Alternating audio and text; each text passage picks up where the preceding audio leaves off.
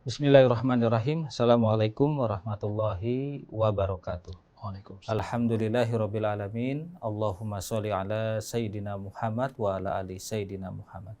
Ikhwan dan akhwat yang dirahmati Allah Subhanahu wa taala, bagaimana kabar Anda pada di hari ini? Senang sekali kami dapat kembali menjumpai Anda. Saya Abi Agus ditemani Neza dan juga ada produser kami yaitu Rizal Al-Haq, dapat berjumpa dengan Anda dalam program Bincang Inspiratif edisi spesial, karena pada hari ini kita kedatangan tamu Dr. Tengku Amri Fatmi Abdul Aziz LC.MA. Beliau dikenal dengan dakwah kreatif yang menjangkau anak muda hingga ke luar negeri. Assalamualaikum warahmatullahi wabarakatuh. Waalaikumsalam warahmatullahi Saya wabarakatuh, Mas Agus. lebih akrab menyebut Ustadz sebagai Tengku Amri aja ya. Ya boleh. Karena ya, orang Aceh itu disebut Tengku. Tengku. Kalau Tengku itu Ya. lebih tepatnya apa? Ya, sebuah panggilan untuk orang yang dianggap memiliki ilmu agama. Ya, itu dipanggil dengan Tengku. Ya, kalau di Aceh. Biasanya kan Ustadz atau Gus. Ya. Ustadz itu ya bahasa lain ya. Kalau khusus Aceh namanya Tengku. Gitu. Oh, kalau Aceh khusus. Ya, Tengku ya. Nah, kalau di Jawa Kiai. Gus, Kiai. Ya. Kalau Gus mungkin ada dasar keturunan ya. Kalau ini memang gelar khusus untuk mereka yang memiliki ilmu agama. Begitu. Dan ikhwan akhwat, beliau ulama muda asal PD, lulusan Al-Azhar Kairo dengan gelar Doktor Akidah Filsafat. Saat ini beliau menjabat sebagai Ketua DKM Masjid Agung Al-Falah Sigli. Betul ya Tengku ya? Iya. Baik. Tengku, mungkin bisa Anda ceritakan secara singkat latar belakang Tengku waktu Anda masih kecil di Gampong Ujung Lebat PD Jaya. Iya. Dan bagaimana lingkungan tersebut membentuk karakter awal Tengku. Iya. Alhamdulillahirabbil alamin. Allahumma shalli wa sallim wa barik ala sayyidina Muhammadin wa ala alihi wasallim. Alhamdulillah, saya bersyukur kepada Allah sampai saat ini ya. Allah berikan rahmat yang sangat banyak. Ya, di antara rahmat tersebut adalah ya saya lahir di kampung selaku anak kampung, anak petani. Ibu saya dan ayah saya adalah seorang petani. Saya panggil mak dengan abu, seorang petani, dan memang tinggal di kampung yang terpencil ya. Bahkan saya merasakan bagaimana listrik tidak masuk ke kampung kami ya. Kemudian ketika saya sudah dewasa baru merasakan adanya listrik ya. Dan hari-hari memang saya pergi ke sawah, pergi ke kebun, dan juga saya memelihara kambing dan lembu. Jadi sebagai peternak iya, kemudian juga sebagai seorang petani, bagi anak petani juga saya menggembala kerbau ya, itu saya merasakan pengalaman itu. Nah, jadi saya bersyukur ini kenapa? Ternyata masa kecil saya yang seperti itu, di lingkungan seperti itu, mendidik rasa ingin tahu yang lebih banyak, kemudian juga rasa tanggung jawab di dalam hidup, begitu juga ya rajin dan bekerja keras ya. Jadi saya melihat bagaimana orang tua saya, orang kampung saya, mereka bertahan hidup dengan kerja keras di kampung. Nah, ini adalah suatu hal yang sangat banyak saya pelajari dalam kehidupan. Nah, mulai sejak awal ya. Kemudian sisi lain juga bahwa selaku orang Aceh ya, saya betul-betul bisa merasakan belajar budaya Aceh dan adat Aceh. Selaku kepribadian orang Aceh memang asal dari kampung. Ya, jadi bahasa Aceh yang asli seperti apa gitu ya, tanpa ada pengaruh dari luar. Dan bahkan masa kecil saya, televisi saya di kampung saya tidak ada gitu. Ya, jadi saya betul-betul merasakan menjadi seorang anak Aceh pedalaman yang tidak terkontaminasi dengan pada saat itu ya, dengan berbagai macam budaya-budaya dari luar, baik film kah dan yang lain. Nah gitu. Ya, sehingga saya pergi sekolah, banyak teman-teman itu cerita tentang film ini, film itu, saya tidak tahu. Karena nggak punya tidak TV. Saya nggak ada TV di rumah, dan di kampung saya juga nggak ada TV gitu. Karena listriknya tidak ada. Nah, jadi alhamdulillah saya merasakan masa kecil yang seperti itu, dan itu saya kenang, dan alhamdulillah itu bisa membentuk kepribadian saya khusus, sehingga saya merasa ya memiliki sesuatu pengalaman yang berharga masa kecil itu. Listrik tahun berapa bisa masuk ke desa?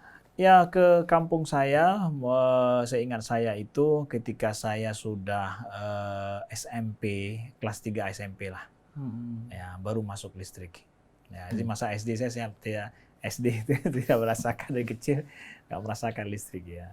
Nah, Tengku, mengapa kemudian Ustadz Tengku Amri ini memilih Fakultas Usuluddin? Jurusannya itu Akidah Filsafat di Universitas Al-Azhar Kairo untuk jenjang S1 hingga S3. Iya. Dan apa yang membuat Akidah Filsafat menjadi fokus utama studi Ustadz Tengku? Ya.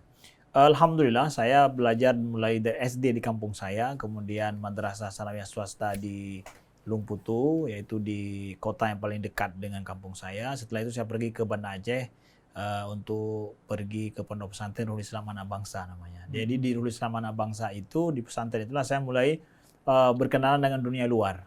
Artinya bahwa dunia luar dari kampung ya, keluar dari kampung begitu ketika saya pergi ke Banda Aceh.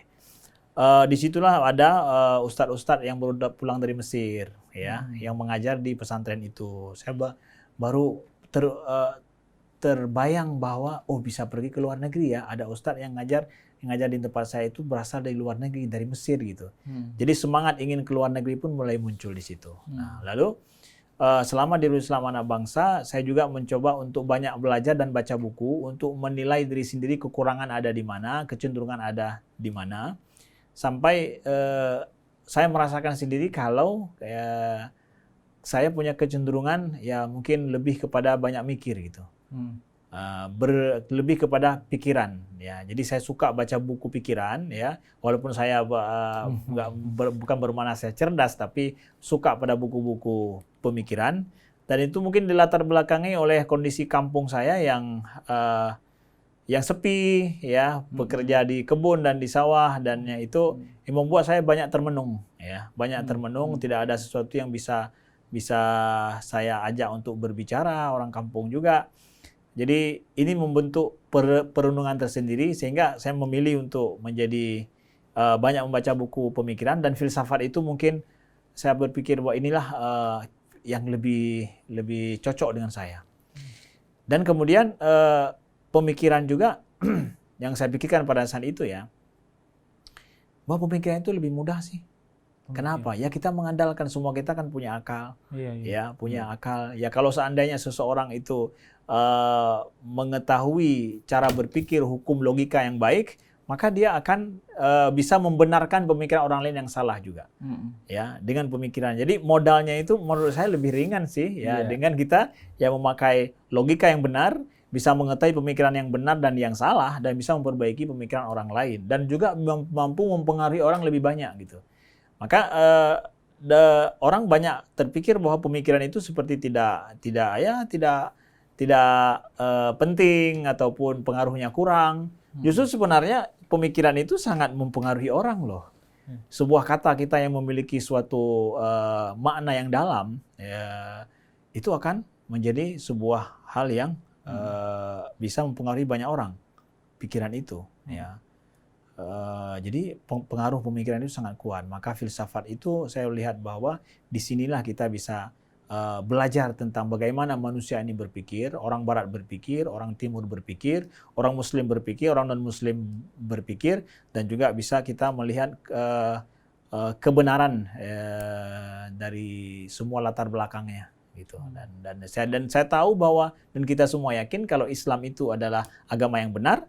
Lalu bagaimana kita bisa membuktikannya? Ya, bisa membuktikannya. Saya pikir bahwa dengan filsafat inilah kita bisa menjadikan dakwah Islam ini bisa dialogis, bisa kita jadikan Islam ini mudah diterima oleh siapapun, ya, karena pada latar pemikiran yang lebih baik gitu. Mencari bukti terhadap iman itu dengan pemikiran itu. Nah, maka saya suka ilmu logika, suka ilmu tauhid misalkan ya, karena itu ada pembuktian terhadap iman secara logika. Nah, itu ada kecenderungannya ke situ.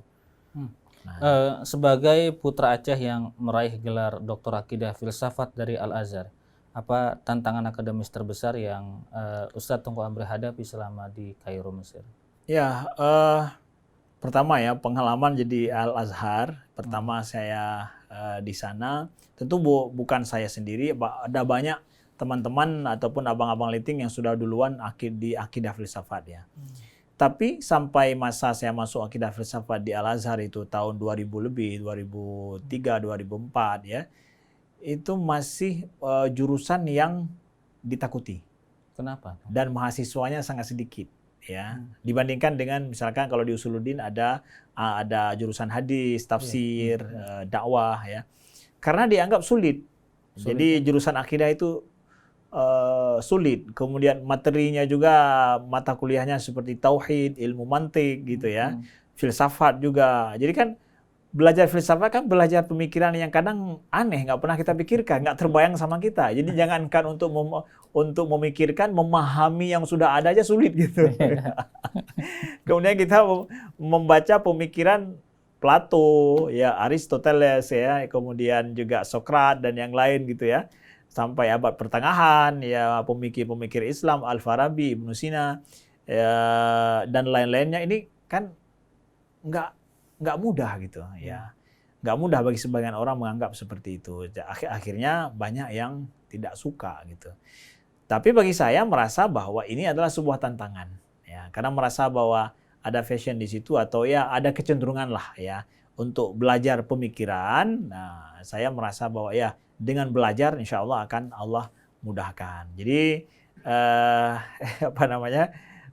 Banyak orang-orang juga yang pada saat itu abang-abang yang menakut-nakuti gitu ya, jangan masuk akidah filsafat kalau ingin cepat selesai di Al-Azhar ya. Orang banyak udah coba, banyak yang gagal gitu.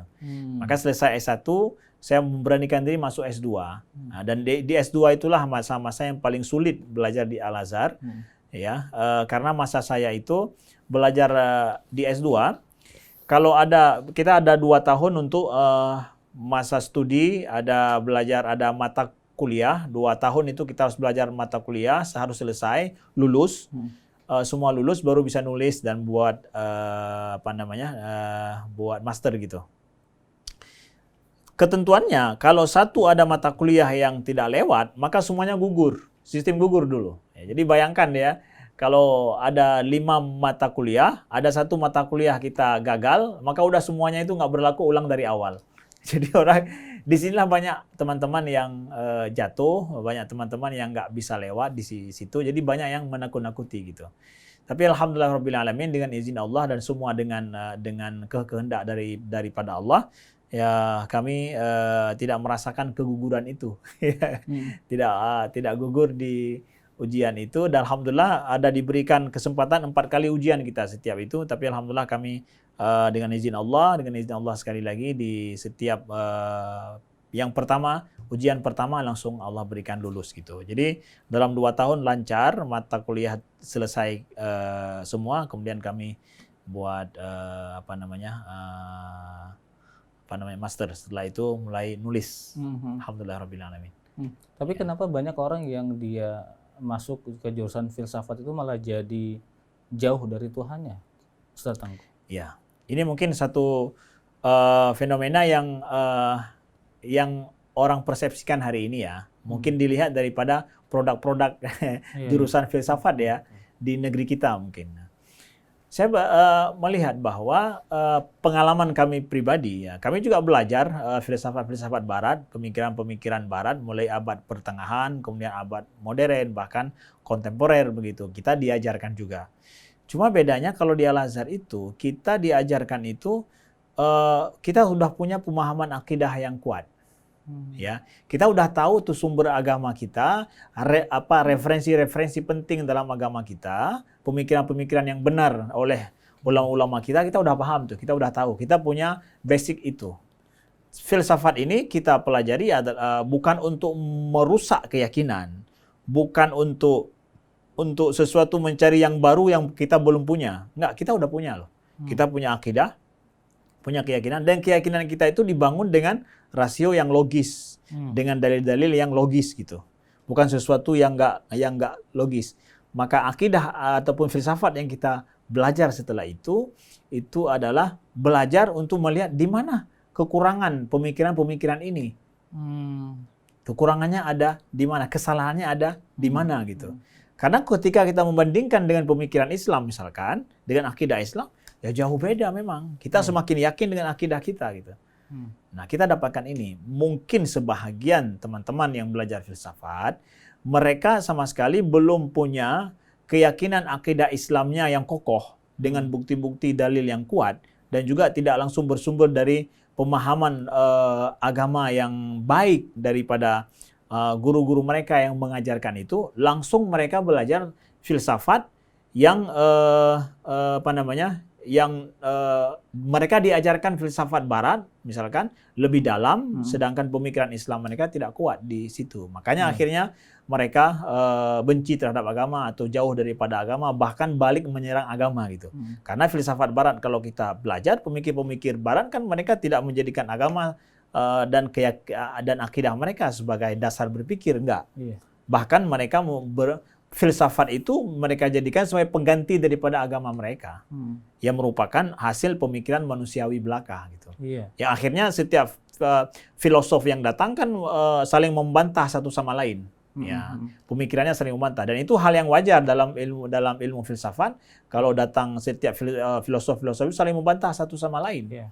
Ya, bagaimana Aristoteles misalkan dia membantah gurunya Plato misalkan ya, itu hal yang wajar dalam ilmu filsafat ya.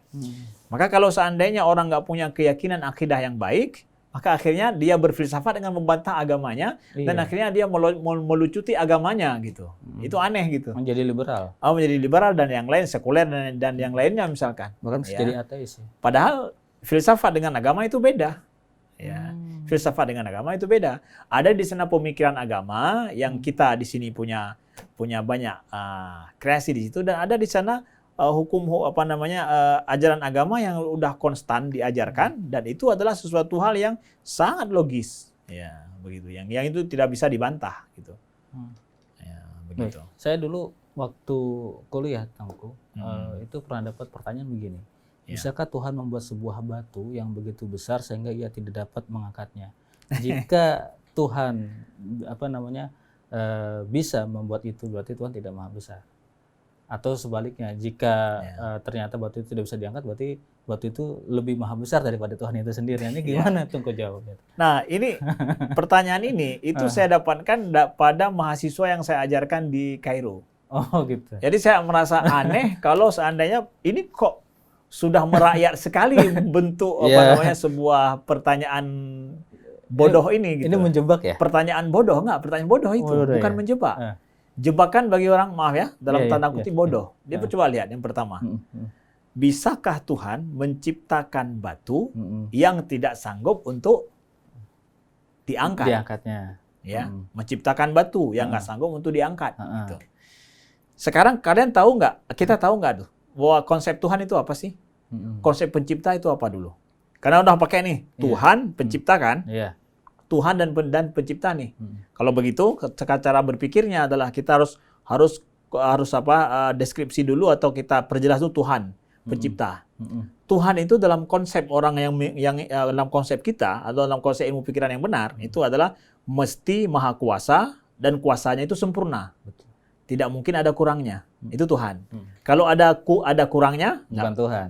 Kemudian pencipta, bahwa dia itu pencipta, ya, bukan diciptakan. Dan penciptaan Tuhan itu pasti sesuatu yang sangat apa? Sesuatu yang sangat unik. Tidak ada yang menciptakan seperti ciptaan dia. Itu Tuhan pencipta. Maka Tuhan itu maha kuasa, mampu untuk menciptakan. Dan itu semuanya sempurna. Lalu, kemudian batu besar. Batu adalah ciptaan, makhluk. Kenapa tidak Allah menciptakan batu? Oke. Diciptakan batu sama Allah. Lebih dari batu Allah ciptakan, manusia sudah diciptakan, lebih hebat daripada batu, ya kan? Oke, sekarang batulah. Maka mulailah orang ini mengatakan batu, bukan mengatakan manusia. Padahal manusia dengan batu mana lebih unik? Manusia lah, tapi dia pilih batu nih. Ya, dia pilih batu. Ya. Artinya dia mulai pikirannya sudah down ya. Dia ambil contoh batu. Ya. Setelah itu batu ini nggak sanggup diangkat sama Tuhan. Mulai dia polisinya di sini. Tuhan itu nggak mungkin lemah. Maka dia ada persepsi Tuhan lemah di dalam di dalam pemikiran dia, makanya dibuat contoh seperti ini. Ini paradoks. Anda katakan Tuhan, pencipta, habis itu lemah. Lalu konsep Tuhan dalam pikiranmu apa? Nah, kan? Berarti orang yang bertanya ini seperti ini, ya orang yang nggak jelas konsep ketuhanan dalam pikiran dia. Nah, seperti inilah misalkan. Jadi, sedangkan dalam ilmu tauhid kita udah belajar itu. Kalau misalkan Tuhan pencipta Khaliq, ya, itu adalah menciptakan sesuatu dari ketiadaan. Dan kemudian kalau dia adalah pencipta, maka maha kudrah. Kudrah Allah itu tamah, sempurna. Nah, maka nggak terbayang sama sekali Tuhan itu lemah. Iya. Nggak terbayang sama Tuhan itu lemah. Maka muncul pemikiran seperti itu karena konsep Tuhan yang rancu. Kalau seandainya dia cerdas, punya konsep ketuhanan yang benar, nggak akan mungkin pertanyaan ini muncul. Maka sebenarnya bukan jawabannya, tapi adalah pertanyaan itu salah. Maka tidak semua jawaban itu bisa, pertanyaan itu harus dijawab. Karena ada di sana pertanyaan yang salah. Jadi pertanyaan itu nggak valid. Persis seperti begini. Orang tanya gitu. Berapa kilogram antara Cibubur dengan Jakarta? Coba jawab. Iya. Ya, nggak bisa. Coba jawab. Bingung. Kok kilogram? Kirain kilometer. Kalau kilometer kilogram. nyambung. Berapa kilogram? Bisa dijawab nggak? Nggak bisa. Apakah ketika saya nggak menjawab, saya bodoh? Justru saya yang bertanya itu bodoh. Nggak punya konsep kilogram dengan kilometer. Iya. Dia nggak bisa membedakan mana kilogram, mana kilometer. Di mana dipakai kilogram, mana dipakai kilometer. Sama juga dengan ini. Ketika dia bertanya tentang Tuhan. Artinya konsep pertanyaan seperti itu sebenarnya tidak pas jika diajukan ke agama Islam. Bukan nggak pas, pikiran pun nggak menerima. Nggak logis pertanyaan itu. Pernah sama seperti nggak logis saya tanya itu tadi. Iya. Berapa kilogram antara Cibubur dengan Jakarta? Iya. Nggak punya konsep kilogram dengan kilometer ya? Belum paham ya? Ini juga sama. Oh, kamu belum paham masalah Tuhan ya? Ya, gitu. Artinya konsep ketuhanan dalam Islam itu sudah jelas. Beda dengan konsep ketuhanan dalam agama lain begitu, Tengku.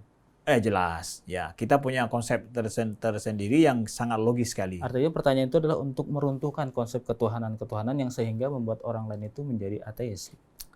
Ya, mungkin bagi agama lain atau bagi orang yang nggak jelas berpikir. Yang nggak jelas pikirannya.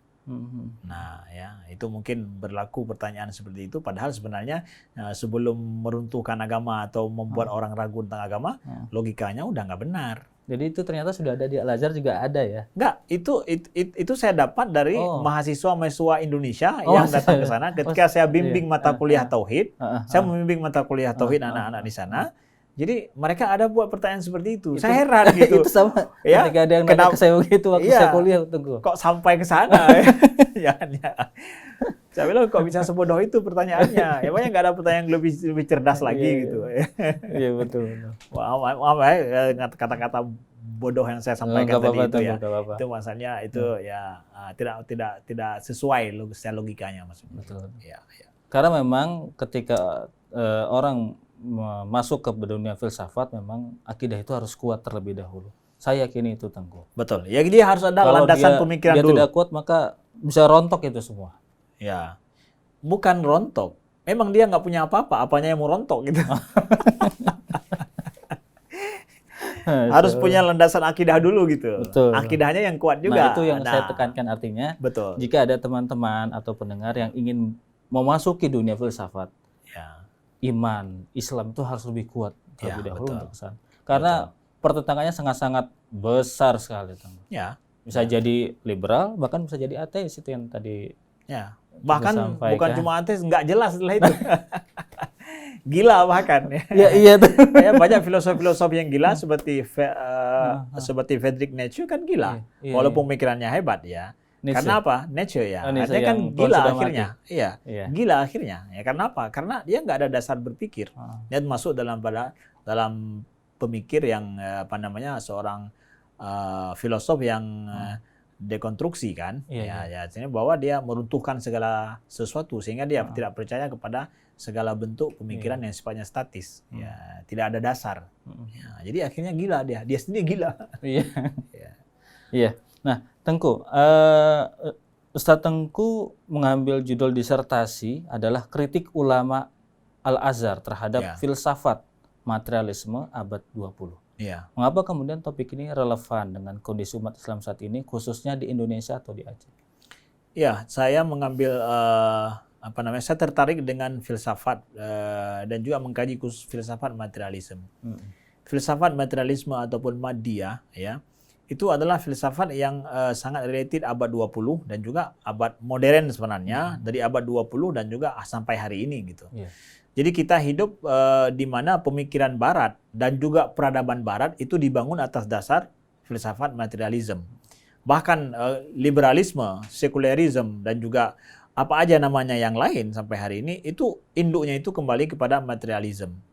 Materialisme yang kita ingin kaji dalam disertasi yang pernah saya buat itu adalah materialisme yang pertama adalah tidak merujuk kepada Tuhan, tidak menjadikan, yaitu pemikiran-pemikiran yang tidak menjadikan Tuhan sebagai referensi, dan juga menafikan akan adanya konsep insan, manusia. Ya, jadi produk-produk pemikiran yang jauh daripada dasar ketuhanan dan tidak menjadikan referensi tertinggi dalam berpikir itu kepada Tuhan, kemudian juga tidak menjadikan manusia di dalam konsep berpikirnya, tidak memprioritaskan manusia, ya. Ini adalah bentuk daripada produk-produk pemikiran materialisme. Ya, maka muncullah kapitalisme, misalkan sosialisme, komunisme, itu semua adalah paham-paham anti Tuhan plus juga anti manusia gitu. Maka hari ini kan peradaban barat yang merupakan peradaban materialisme itu semua kan menghancurkan manusia. Mereka tidak menjadikan manusia itu di center dalam mereka berpikir. Justru manusia itu dirusak oleh peradaban mereka. Nah, maka muncul dari abad 20 misalkan ada bom atom. Itu kan keperadaban yang sangat canggih loh. Ilmu yang sangat canggih dihadirkan oleh manusia. Tapi apa yang terjadi? Manusia hancur kan? Iya. Karena hasil daripada pemikiran materialisme. Filsafat cara berpikir orang-orang barat itu adalah filsafat materialisme yang tidak menjadikan Tuhan yang pertama, kemudian juga manusia bahkan menjadi bagian daripada pemikiran. Sedangkan Islam kan enggak. Pertama adalah rujukannya kepada Allah, kepada Tuhan, ada konsep ketuhanan yang jelas dan menjadikan Tuhan wahyu Tuhan itu sebagai referensi dasar. Setelah itu manusianya itu suci, disucikan manusia, dan bahkan hasil peradaban itu bagaimana menjaga manusia, memakmurkan manusia, membahagiakan manusia. Segala sesuatu yang merusak manusia maka itu adalah haram hukumnya, harus dijauhi gitu kan. Itu filsafat yang manusiawi. Nah, maka saya membedakan antara humanism dengan insaniyah, konsep insaniyah dengan humanisme.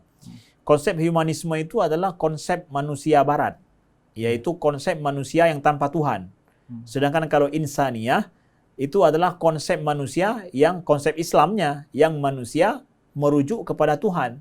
Makanya dalam Al-Quran Allah sampaikan, Ya ayyuhal insanu ma gharraka birabbikal karim. Wahai insan, apa yang membuat dirimu itu terpedaya daripada Tuhanmu.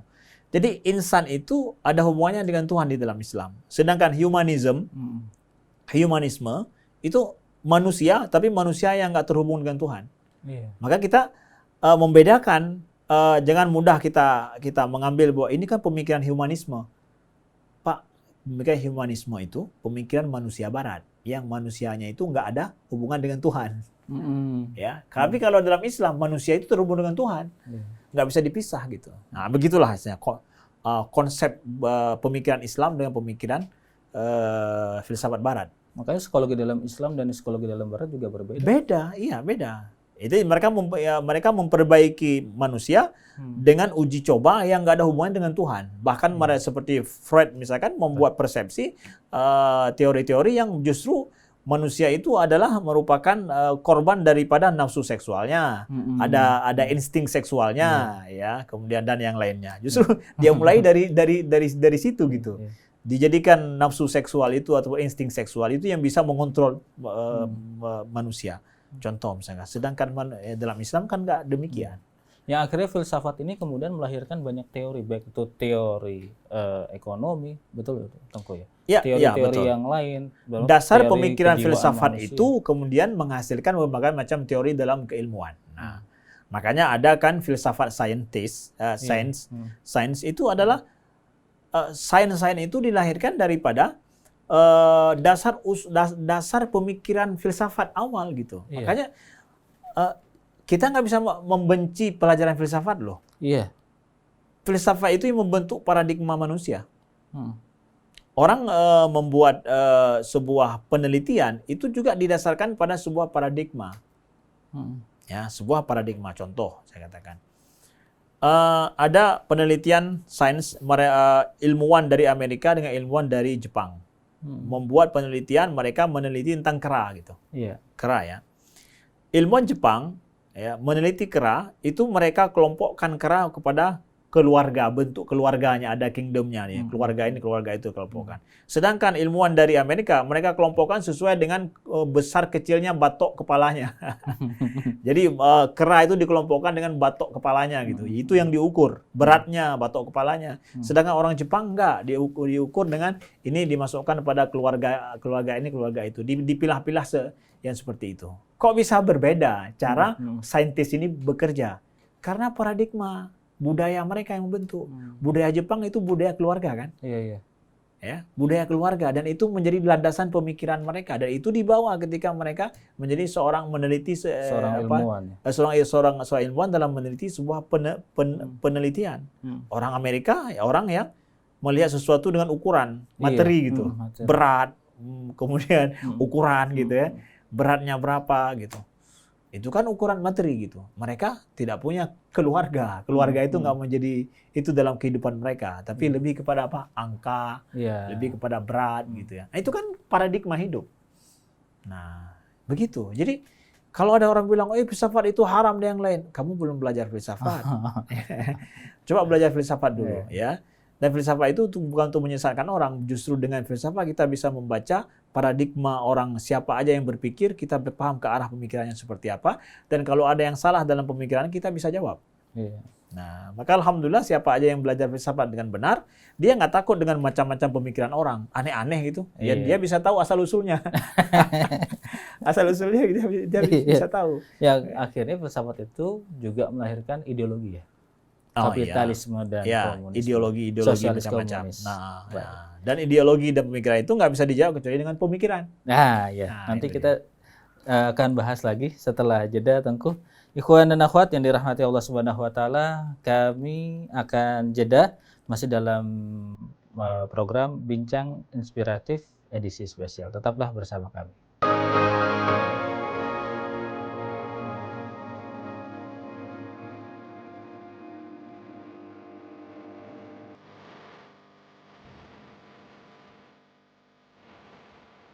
Ikhwan dan akhwat yang dirahmati Allah Subhanahu wa taala, terima kasih Anda masih bersama kami dalam program Bincang Inspiratif edisi spesial.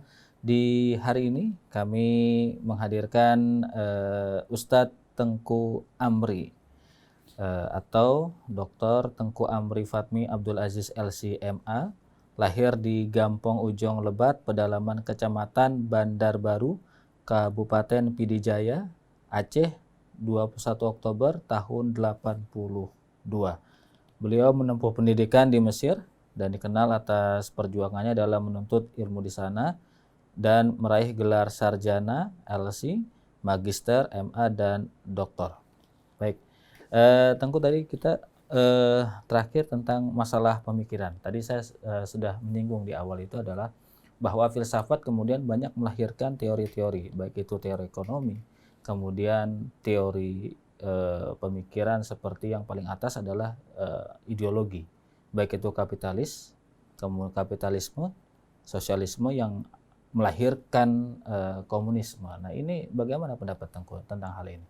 Ya, kita tahu bahwa di masyarakat yang dia tidak memiliki dasar pemikiran pegangan pemikiran dalam hidup yang sesuai dengan budaya mereka, maka mereka akan mencari landasan kehidupan, baik dalam bernegara ataupun dalam hidup bermasyarakat. Maka munculnya ideologi ya, itu kan abad istilah ideologi itu dipopulerkan kemudian sekitar pada abad modern, ya, abad modern yaitu sekitar abad 17 gitu ya, lahirnya di Barat gitu. pada saat itu orang Barat sudah mulai meninggalkan agamanya. Iya. Oke. Jadi apa landasan mereka hidup bernegara? Ideologi apa yang akan mereka pakai? Ya kan? Harus ada landasan dong, Iya. membuat sebuah negara, kerajaan dan yang lain. Pada saat agama mereka sudah mereka tinggalkan, nggak dijadikan sebagai referensi hidup, maka akan mencari referensi lain. Berupa pemikiran. Pemikiran dari mana? Pemikiran dari dibuat oleh manusia itu sendiri, oleh para filosof-filosofnya. Ya. Maka mereka mulailah merujuk ya dalam hidup mereka kepada pendapat-pendapat para filosof. Karena pendapat daripada pendeta nggak didengar lagi, daripada agama sudah nggak didengar lagi. Maka mereka membuat produk pemikiran baru yang kemudian disebut dengan istilah ideologi. Ideologi itu adalah istilah baru yang menjadi referensi pemikiran dalam sebuah negara. Ya, nah itulah sebabnya. Karena apa? Agama sudah tidak ada lagi, gitu. Sedangkan kita nggak bisa mengatakan Islam itu ideologi Islam, kan nggak? Islam itu agama loh. Ya, maka kita perlu ideologi nggak pada dasarnya, ya. Kita nggak perlu ideologi, kita perlu kepada memang langsung kita punya landasan kehidupan yang jelas, referensi yang semua kita terima gitu. Mereka perlu kepada ideologi sebagai pijakan dalam hidup, ya, yang bisa diakui bersama, yang dibuat oleh manusia karena agama mereka sudah tidak ada. Kita punya agama Islam. Islam ini referensinya Quran Sunnah. Para ulama, ijma para ulama dan juga qiyas itu semua diakui oleh semua penganut agama Islam kan? Iya. Ya. Jadi kita sudah punya pijakan sendiri, kita nggak perlu kepada ideologi gitu. Nah gitu. Maka tidak ada istilah ideologi di dalam kehidupan sejarah Islam gitu. Nah, karena kita langsung merujuk kepada wahyu Allah, Al-Quran dan Sunnah itu menjadi pijakan dalam hidup kita baik bernegara ataupun dalam hidup bermasyarakat. Nah, itulah beda antara sejarah Barat dengan sejarah Islam gitu. Lalu bagaimana dengan Clash of Civilization, Tengku? Clash of Civilization itu hanya utruha. Utruha itu berupa sebuah lontaran pemikiran, ya, dari seorang pemikir dalam dia mempersepsikan perbedaan antara budaya Timur dan budaya Barat.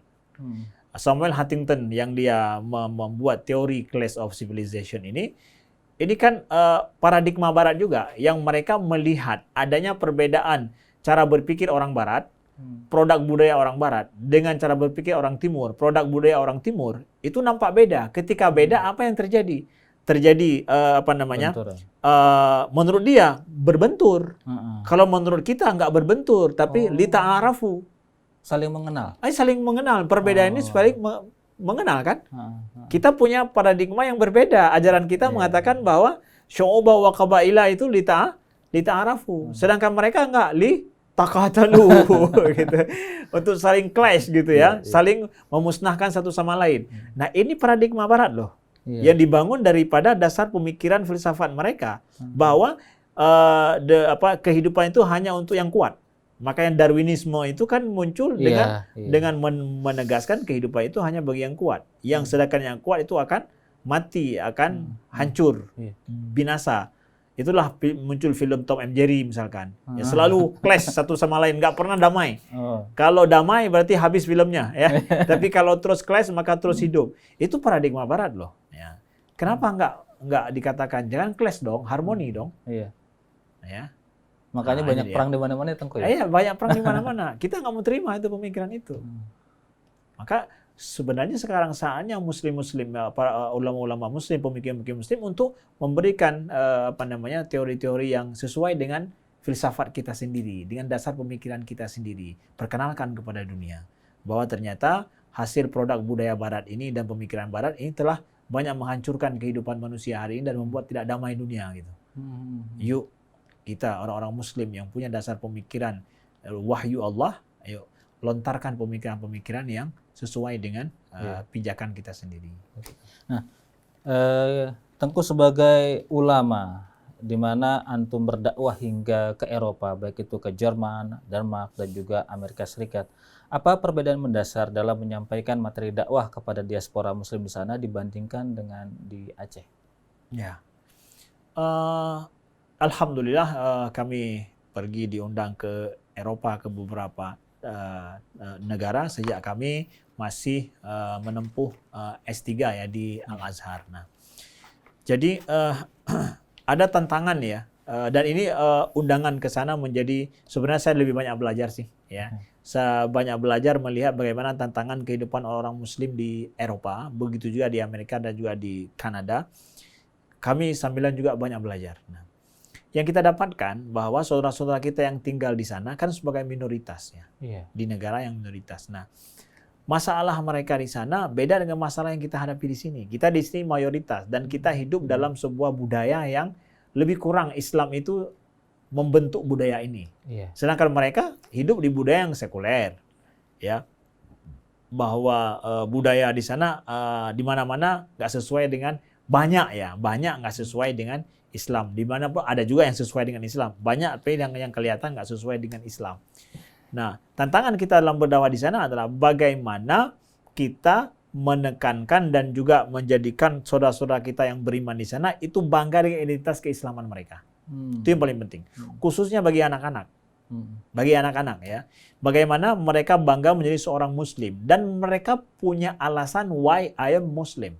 Kenapa saya ini seorang Muslim? Kenapa saya nggak harus sama dengan mereka? Itu adalah tantangan dihadapi oleh keluarga di sana. Dan juga dai-dai di sana meneguhkan identitas keislaman.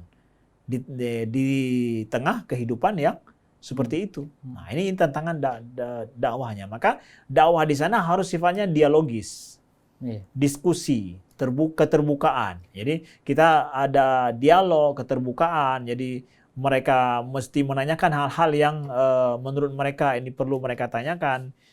Kita berdakwah di sana lebih ke arah situ.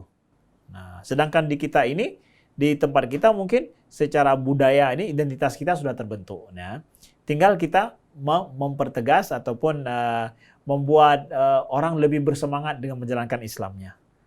Ya, dakwah kita di sini lebih menyemangatkan saudara-saudara kita dalam mengamalkan Islamnya. Nah, bagaimana Islam itu betul-betul menjadi titik dorong dalam hidup mereka dan memperbaiki hidup mereka. Kalau di sana bagaimana Islam itu mereka bangga menjadi seorang Muslim, bertahan menjadi seorang Muslim yang baik gitu di tengah kehidupan yang sampai serba Western gitu. Tapi kan isu Islamfobia di negara-negara Barat itu juga cukup kencang. Oh iya. Bagaimana kasus Al-Quran dibakar misalnya sebagai bentuk protes terhadap Muslim di sana, walaupun Muslim di sana tidak melakukan hal yang serupa dengan membakar kitab suci agama lain, tapi melakukan dialogis itu ya.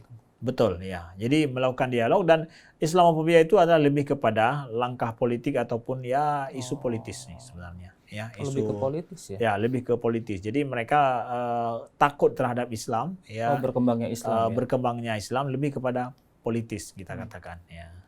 Jadi itu ada kemauan politiknya sih di belakang itu dengan memunculkan Islamofobia itu. Makanya kan aliran-aliran kanan di Barat itu mulai kuat sekarang karena apa ya? Mereka bahan mereka apa gitu? Bahan mereka yang dengan membenci Islam gitu, mengajak orang banyak yang membenci Islam ya demi mereka terpilih naik gitu. Ya, jadi lebih kepada isu politis sebenarnya. Di tengah isu Islamfobia yang ada di sana, kemudian kita melihat bagaimana Palestina bergejolak ya, Gaza terutama. Kita tahu ketika Islamfobia di sana cukup berkembang dan Palestina bergejolak, tapi non-Muslim di sana, yang memang non-Muslim justru malah membela saudara-saudaranya yang ada di Gaza. Ini bagaimana pendapat Tengku? Non-Muslim, orang non-Muslim membela menyuarakan tentang ketidakadilan yang terjadi di Gaza. Betul, iya. Jadi itulah dia saya katakan tadi bahwa Islamofobia itu lebih kepada sebenarnya adalah isu politis, ya. Kalau isu kemanusiaannya, kalau kembali kepada asalnya orang Barat itu, ya, ketika melihat kondisi saudara kita di Gaza yang seperti itu, ini kan sudah masuk isu manusia yang mereka pahami, ya. Isu manusia bukan lagi masa isu agama dan yang lainnya. Ini isu ketidakadilan loh, yang semua manusia bisa memahami tidak adil. Nggak perlu diajarkan ke masalah adil bagaimana, tidak adil bagaimana, nggak perlu mata kuliah tuh. Ya, semua orang ini adalah fitrah diciptakan oleh Allah Subhanahu wa taala. Jadi bagaimana genocide yang terjadi, kemudian pembantaian itu ya, Holocaust boleh juga misalkan terhadap orang Gaza itu yang terjadi. Itu siapa aja dengan mudah melihat sekarang.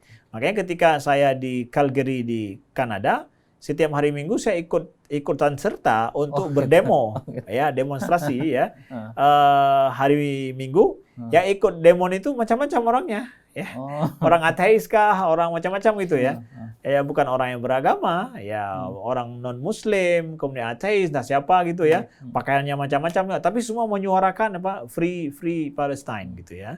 Ya free Gaza, ya free genocide. Jadi nggak boleh ada begitu. Ya kita berbaur dengan itu. Karena apa? Ini bukan isu agama bagi mereka, lebih pahami. kepada manusiawi. Lebih kepada ya ini adalah sesuatu yang manusiawi, tidak manusiawi terjadi di Gaza gitu. Nah, tidak manusiawi terjadi di Gaza. Maka kita apresiasi juga ketika Palestina ini dipahami oleh dunia sekarang adalah sebagai ini adalah problem dunia, di mana membela Palestina sama dengan membela manusia itu sendiri. Orang yang berkhianat tidak membela Palestina sama dengan berkhianat terhadap kemanusiaan itu sendiri. Begitu sekarang dipahami oleh orang Barat. Nah, Tengku, dalam konteks kebangsaan, bagaimana Ustadz Tengku pandangan Ustadz Tengku mengenai peran sentral ulama dalam menjaga harmoni dan moderasi beragama di Indonesia yang multikultural? Ya, alhamdulillah Indonesia menjadi salah satu laboratorium besar ya di abad modern ini bagaimana Islam itu bisa berkembang dalam sebuah negara.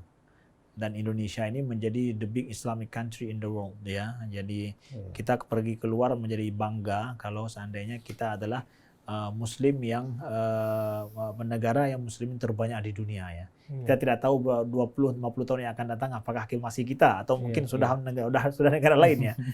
Nah, jadi Islam peran ulama ya, kita sangat berterima kasih kepada ulama kita. Terbentuknya negara Indonesia ini kan akibat daripada ulama-ulama kita dulu ya. Iya. Yang mereka setuju ya berbagai macam kabilah, suku-suku dan ini yang berbeda itu semua menyatu demi untuk terwujudnya sebuah negara yang adil, ya, negara yang mengayomi semuanya. Nah, maka kita sangat berterima kasih kepada ulama kita yang mengajarkan kita sampai hari ini selaku seorang Muslim yang kita bisa hidup dengan siapa aja. Ya, sesungguhnya siapa aja orang-orang yang non-Muslim sekalipun yang mereka hidup dengan kita, tidak memerangi kita, tidak memusuhi kita, maka disuruhlah oleh Allah antabarruhum wa tuqsitu ilaihim ya, supaya kita berbuat baik kepada mereka dan berbuat adil terhadap mereka. Itu kan amanah dalam Al-Qur'an. Ya. Ya, Allah tidak melarang untuk hidup bersama orang yang tidak membenci kita, tidak memerangi kita, untuk berbuat adil dan berbuat baik kepada mereka. Maka pemahaman Islam yang wasati seperti ini yang dibawakan oleh ulama-ulama kita, semoga terus bisa kita lestarikan. Kita terus mendapatkan ulama-ulama yang terus mengajarkan Islam yang wasatan seperti ini. Ya, Islam yang kalau dikatakan moderat terserahlah, tapi saya lebih memakai kata-kata wasat ya. Wa kadzalika ja'alnakum ummatan wasata. Ya, wasatan itu litakuna syuhada. Jadi lebih kepada wasatiyah, pertengahan ya. Nah, jadi kita pakai wasat aja ya. Kita nggak pakai moderasi ya. Moderat itu lebih kepada bahasa di luar daripada budaya kita dan literasi kita. Nah, kita punya bahasa Quran namanya wasatan ya, gitu ya. Lebih wasati begitu.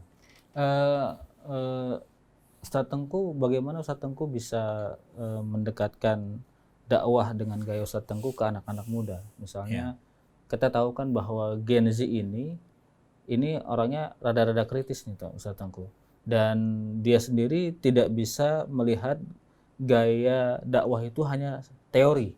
Betul. Perlu adanya semacam contoh gitu ya, perlu adanya semacam sebuah sejarah yang mereka tahu seperti ini, jadi mereka tuh lebih tertarik kepada Islam. Karena Gen Z ini kan kalau buat bicara masalah keislaman juga mereka agak sedikit kurang. Nah, ini bagaimana cara Tengku menyiasati hal ini, Tengku? Ya.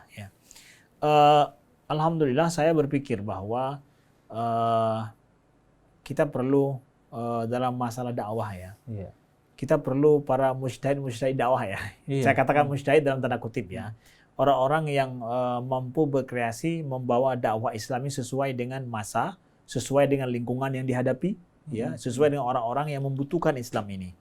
Maka kita selaku dai siapapun yang dia bekerja di lahan dakwah, di ladang dakwah harus memahami siapa yang diajak.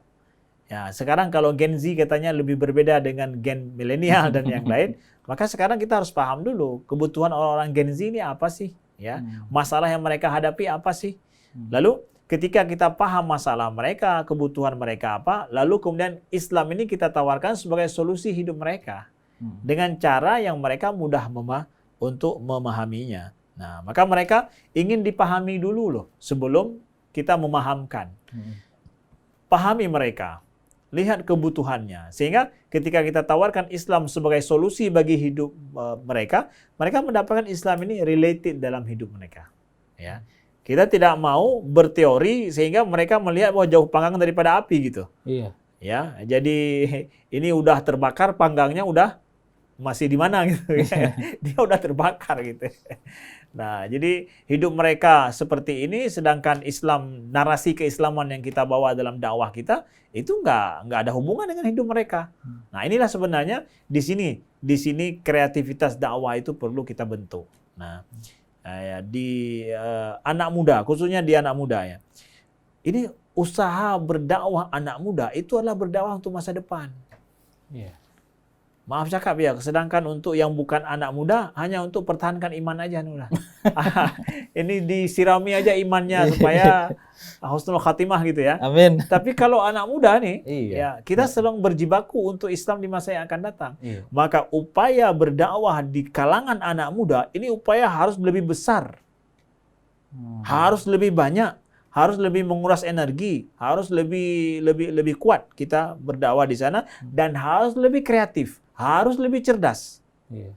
Maaf cakap, kalau bukan anak muda, saya nggak katakan orang tua ya, yang bukan anak muda, kan gaya berpikirnya sudah stabil. Ya. Iya. Udah nggak ada rombak-rombak lagi nih, nggak ada rombak-rombak lagi. Ya udah begini darahnya tenang aja. tidak mendidih darahnya. Lagi udah nggak perlu rombak-rombak lagi, udah gitu aja gitu. Iya. Udah kita siramin aja gitu, deh pupuk aja udah selesai. Tapi kalau anak muda enggak, dia bisa berubah. Ya, nah, ini kan lahan ini di Medan ini perlu banyak kreator-kreator di sini yang berdakwah, yang berini. Maka siapa aja yang berjalan di dakwah di kalangan anak muda, mohon disupport, mohon didukung oleh siapa saja. Kita sangat krusial demi Islam di masa yang akan datang.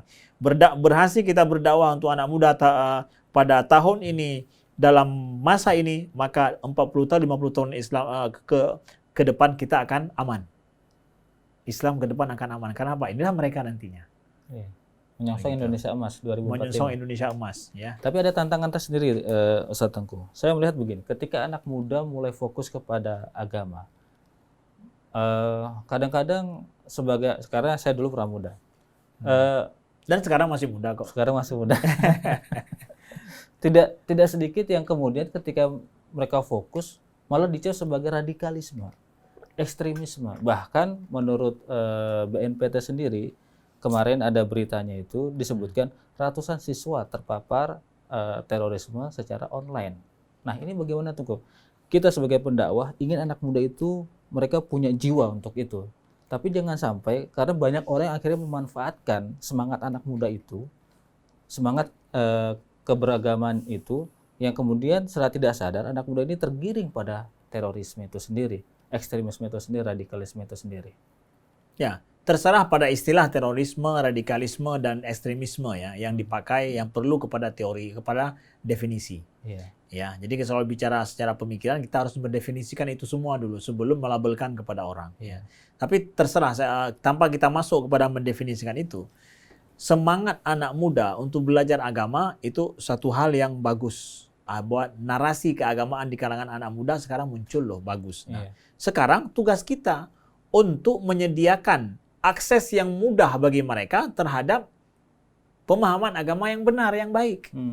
Kalau misalkan negara khawatir dengan semangat anak muda seperti ini, terjerumus kepada hal yang tidak diinginkan, maka negara harus memfasilitasi ya akses yang mudah bagi anak muda untuk mendapatkan pemahaman agama yang benar dan baik. Maka di mana ada institusi-institusi keagamaan yang benar dan baik, disokong supaya anak muda bisa mendapatkan pemahaman agama yang baik. Figur-figur yang mampu membawakan agama Islam yang baik menjadi contoh bagi anak muda, itu mesti diberikan akses yang baik juga. Iya. Sehingga anak muda nggak perlu harus mencari. Kenapa? Udah ada kok, udah dapat, nggak perlu cari-cari yang lain. Yang mereka nggak perlu trial dan error, sudah dihidangkan gitu. Iya. Pada saat mereka harus mencari Islam sesuai dengan kebutuhan mereka, makanya mereka bisa tergelincir. Kita mau anak muda kita mengakses Islam ini sesuai dengan kebutuhan mereka tanpa mereka harus mencari. Sediakanlah. Nah, ini kan jadi tugas negara. Iya. Tugas negara. Tugas kita bersama. Nah, tugas kita bersama. Tapi pada saat mereka mendapatkan Islam nggak sesuai dengan kebutuhan mereka, ya mereka cari yang lain loh. Iya. Di situ mereka kan bisa saja tergelincir, salah paham gitu. Nah, karena anak muda ini tantangannya besar. Rasa ingin tahunya besar juga. Ada judul di depan mereka. Ini kan juga nggak main-main. Kemudian ada game online yang bisa menghabiskan banyak waktu. Karena itulah mungkin saya juga ingin bertanya kepada Ustadz Tengku Amri, seberapa penting penggunaan platform media sosial? Karena kita tahu anak muda Gen Z ini nggak bisa lepas tuh dari namanya media sosial, baik itu Instagram, TikTok, Twitter dan segala macam. Bagi dakwah Ustadz Tengku sendiri dan mungkin bagi para dai-dai yang ada saat ini. Ya, dunia media sosial adalah dunia media saat ini ya. Sebagaimana masa dulu kita dunia internet ya. Dunia internet, sebelumnya ada dunia komputer ya. Kan itu sesuai dengan teknologi dan masanya gitu. Ya, kita memakai platform media sosial itu adalah untuk menyampaikan, mendekatkan Islam ini kepada ruang-ruang baca dan ruang penglihatan anak muda kita. Pada saat mereka sering melihat media sosial, maka kita ingin media sosial itu berbicara juga dengan mereka, konten-konten yang berbicara tentang mereka, yang mendekatkan Islam kepada pemahaman mereka. Nah, ini hanyalah wasilah saja, dan bisa saja wasilah ini nanti berubah kan. Media sosial itu ditinggalkan, muncul yang lain. Iya. Muncul yang lain yang kita belum tahu lagi apa gitu. Ya, kalau dulu televisi kita kan, televisi gitu. Sekarang televisi mulai ditinggalkan, media sosial lebih ini. Televisi banyak yang ulama-ulama kita atau pendai-pendai kita masuk televisi untuk mukhatabah dengan mad'u gitu kan. Sekarang juga begitu. Nggak banyak mereka lihat televisi, mereka banyak melihat platform media sosial. Yuk kita mukhatabah kepada mereka juga melalui platform media sosial. Seperti Facebook. Facebook juga berbeda dengan IG, berbeda dengan TikTok ya. Facebook sekarang untuk orang tua. IG di tengah-tengah, yang lebih muda lagi TikTok. Nah, jadi platform itu juga membedakan jenjang umur dan juga pemikiran orang gitu ya. Masuk ke TikTok lain caranya, masuk ke IG lain caranya, masuk ke Facebook juga lain caranya. Kalau Ustadz Tengku di mana? Ya, ketiga-tiganya ada. Ya, ketiga-tiganya ada ya. Facebooknya ada, ya IG-nya ada, YouTube-nya juga ada. Nama channelnya apa Ustadz Tengku? Ya, kalau YouTube Amri Fatmi Official. Ya, kalau di IG saya adalah Ustadz Amri Fatmi. TikTok? Ya, TikTok Ustadz Amri Fatmi atau Amri Fatmi. Kalau Facebook? Kalau Facebook Tengku Amri Fatmi. Masya Allah. Semuanya Amri Fatmi. Followernya udah banyak berarti dong? Saya pun belum menghitung berapa jumlah follower, karena bagi saya follower tidak penting. Yang penting adalah saya menyampaikan kebenaran atau apa yang sanggup saya sampaikan. Jadi dakwah Ustadz Tengku bisa menjangkau kemana saja. Artinya di dunia maya iya, di dunia nyata juga oke gitu ya. Iya, semampu kita. Iya. Semoga Allah memberikan kekuatan. Perbedaan dunia dakwah di Aceh dan di Jakarta itu apa, Ustadz? Perbedaan di Aceh dengan di Jakarta ya. Ya, ada perbedaannya. Yang pertama bahwa itu di Aceh, ini di Jakarta. Itu bedanya pertama.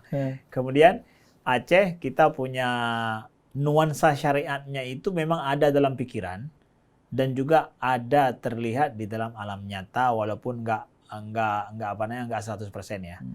Bahwa kita mengatakan bahwa kita bangga selaku orang Muslim, negeri yang bersyariat, daerah yang bersyariat, kita harus hidup sesuai dengan Islam. Itu diamini oleh semua orang dan semua mereka terima. Tapi kalau kita di Jakarta kan enggak. Kenapa ya? Kita dapatkan dalam satu warung saja, di satu tempat itu orang yang berbeda-beda, pakaian yang berbeda-beda. Kalaupun dia seorang Muslim, kadang nampaknya nggak Muslim. Kalau di Aceh, yang kalau nggak pakai jilbab, kita hampir bisa dipastikan itulah non Muslim. Tapi kalau di sini tidak kan nggak bisa dibedakan ya. Kemudian jadi lebih kepada metropolitan. Kemudian di sini banyak sekali orang ya. Artinya bahwa kita tinggal di sini sangat banyak orang. Dan beruntungnya Muslim di sini juga geliat agama di sini dengan guru-guru kita, ulama-ulama kita juga dengan jumlah orang yang banyak begini juga narasi keagamaan itu muncul dengan baik. Ya, bahwa di sini ya orang ingin mencari masalah hidup mereka terselesaikan oleh agama gitu. Islam itu ingin mereka pahami sebagai solusi daripada masalah hidup mereka. Saya pikir itu adalah sebuah garis besar yang harus menurut saya ya yang harus kita pahami ketika mendakwahkan Islam di Jakarta dan sekitarnya lah gitu, di kota-kota besar ya. Kalau di Aceh kan kota kecil ya. Kota kecil yang nggak nampak majemuk dia. Kalau di sini kan lebih majemuk gitu. Maka tantangan kehidupan yang stres yang tinggi di sini ya. Kemudian ya hidup yang sangat tertekan kita di sini ya. Nah, ini kan membutuhkan oase Islam yang lebih mendamaikan, menyejukkan hati sesuai dengan kebutuhan mereka gitu.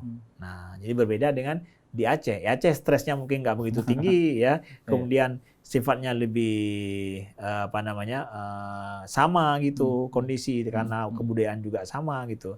Saya pikir tantangannya lebih besar di sini gitu. Tapi pada dai besar, kita lebih ini. Tapi nama besar Aceh, sejarah Aceh itu kan subhanallah lah. Kita tahu bagaimana Kesultanan Aceh, Samudra Pasainya, begitu kan. Bagaimana Ustadz Tengku mendakwahkan hal ini tentang sejarah kebesaran Aceh kepada generasi-generasi muda kita agar lebih dekat kepada Islam? Ya, sejarah itu adalah identitas. Iya. Karena dia nggak bisa dirubah. Udah, begitulah sejarah yang ada. Justru kita sekarang di kalangan anak muda kita di Aceh itu kita mempopulerkan menggali sejarah keislaman di Aceh yang sebenarnya. Karena masih banyak teka-teki sejarah yang Aceh yang keislaman Aceh yang masih belum terkuak. Nah, sekarang ada semangat di kalangan anak muda Aceh untuk membaca kembali sejarah Aceh itu melalui kuburan-kuburan, batu-batu nisan yang yang tidak dibaca sejak dulu gitu ya. Sekarang sudah ada semangat dari situ. Itu ada semangat kembali kepada melihat sejarah Islam yang utuh di Aceh. Setelah itu kita ajarkan bahwa sejarah keislaman Aceh itu identitas kita. Wah, siapapun nggak bisa menyangkal kalau Islam itu dari Aceh, Islam Nusantara itu, Islam ke Nusantara itu semua dimulai dari Aceh. Dan orang Aceh merasa bahwa mereka harus menjadi orang yang mencontohkan Islam terbaik di Indonesia. Itu ada nuansa seperti itu. Dan kita ajarkan ini kepada anak-anak muda kita bahwa kita berbangga jadi orang Aceh dan hendaklah orang Aceh ini menjadi pilar utama di dalam sampai hari ini mudah-mudahan dan seterusnya ke depan kita inginkan orang Aceh justru yang menjadi terdepan dalam menjalankan syariat. Kita mengharapkan seperti itu. Makanya di Aceh hari ini misalkan bank konvensional tidak ada di Aceh. Semuanya bank syariah. Contoh salah satu hal yang kecil ya mampu kita lakukan ya. Kemudian ya semua perempuan di sana pakai jilbab. Itu sebagai sebuah aturan kita yang merupakan budaya dan juga aturan yang sesuai dengan budaya. Kalau hari Jumat semua tutup, nggak ada toko yang boleh buka. Maghrib juga begitu, semua toko tutup, nggak ada yang boleh buka. Semua tempat usaha semua tutup. Itu adalah adat budaya kita. Maka kami mendatang ke sini melihat waktu azan maghrib orang masih jualan, masih buka, bagi kami itu aneh gitu. Apalagi sholat maghrib, sholat Jumat gitu, masih ada yang buka. Terserah yang bukanya itu Muslim atau non Muslim ya. Ya di sana walaupun non Muslim merasa bahwa ini kan budaya orang Aceh, budaya kita bersama gitu. Hari Jumat mereka tutup gitu. Ya tutup itu jadi ada budaya bukan paksaan ya, jadi sebuah menjadi kebudayaan. Dan sendiri. Kita tahu Aceh sendiri kan daerah yang tidak pernah tunduk kepada penjajah. Alhamdulillah. Iya. Saya juga baru tahu Tengku bahwa Sultan Muhammad Daud Shah itu, Kesultanan terakhir Aceh itu dimakamkan di Jakarta. Ya. Ada makamnya. Karena beliau dibuang kan? Iya, dibuang dari Ambon, kemudian ke Jakarta. Betul. Dibuang. Itu untuk meredam perlawanan bangsa Aceh. Bangsa Aceh. Walaupun setelah beliau diasingkan, perlawanan tetap berjalan. tak berjalan. Dan Karena itu perlawanan bukan dari kerajaan, tapi lebih daripada ulama. betul. Ulama. Itu yang tidak bisa Yang menjadi diindahkan. pegangannya itu adalah ulama di sana. Dan hingga Ya. saat ini masih Iya tentu, sampai saat ini. sampai Ya, saat ini. itu adalah struktur daripada sosial kemasyarakatan Aceh gitu. Ya, begitu. Di tengah banyaknya korupsi, kemudian di Indonesia yang tidak pernah selesai bahkan menjadi budaya. Kemudian masih banyak PR di negeri kita. Bagaimana Ustadz Tengku Amri memberikan pemahaman tentang kepada anak muda agar tetap terus mencintai Indonesia? Ya. Masalah korupsi di negeri ini adalah secuil daripada permasalahan kehidupan bernegara kita. Iya. Ketika kita mendapatkan para pejabat, pemimpin, penguasa yang curang, Iya.